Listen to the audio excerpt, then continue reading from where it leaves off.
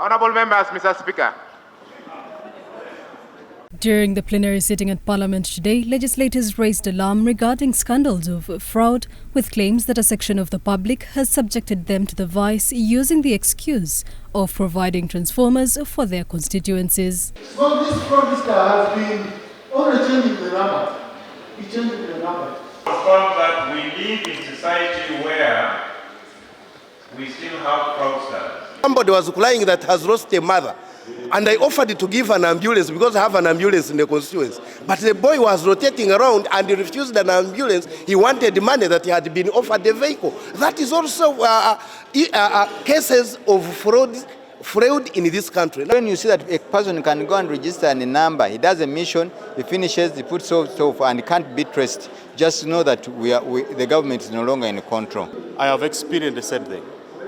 I've received a lot of messages from people telling me that I have won certain awards, I have been given certain like transformer for my constituency.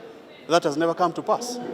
Those are fraudsters that are there to extort money from people. They also showed dissatisfaction with how the Ministry of ICT, police and telecommunication companies handle these fraudsters, claiming that when they report the cases, they are not adequately responded to. And we suspect some collaboration with the police. Even when someone is killed, then a suspect runs away. They ask the victim, the person who they bereaved, to pay some tracking money. Why can't the government and the police, especially the intelligence organizations, track the person and give the report to the bereaved people? Ekizuuliddwa nti abakwasisa amateeka ate be bakolagana n'ababbi kuba bw'ogendayo okuloopa omusango emisango gino egya number plates ze batwala ne bakweka owa poliisi akugamba honorable oba omuntu yenda toyonoona ssente zokwata bukwasi obaweereze ze basabye bakwe number plate yo ekitegeeza bo bamanyi enkola yaabwe olumala okuweereza ssente number plate ogifuna ate namba teddamu kubeerako. This called on the three entities to take charge and find ways of redeeming them from fraud.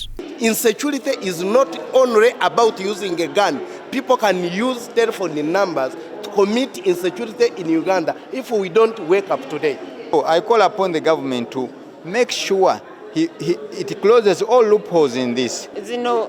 Companies z'amasimu zirina okutuyamba bwe baba bateekawo registration of numbers zibeere nga ziri registered nga tusobola okunoonyereza ddala ne tutuuka ku muntu nannyini simu eyo. All the technology we have should be able to track the traces of the phone on the person who bought the SIM card. And even the phone serial numbers should be able to be traced so that now all these crimes can be mitigated and reduced. The Ministry of ICT, the police, should actually expedite the investigation so that the moment such cases are reported, they should investigate at a very cheap cost where possible.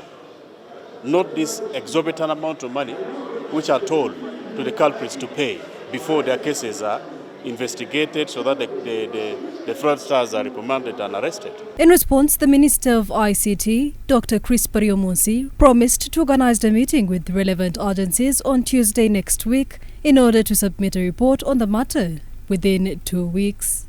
Give me like 2 weeks, and I'll come back and give an update. The property of museum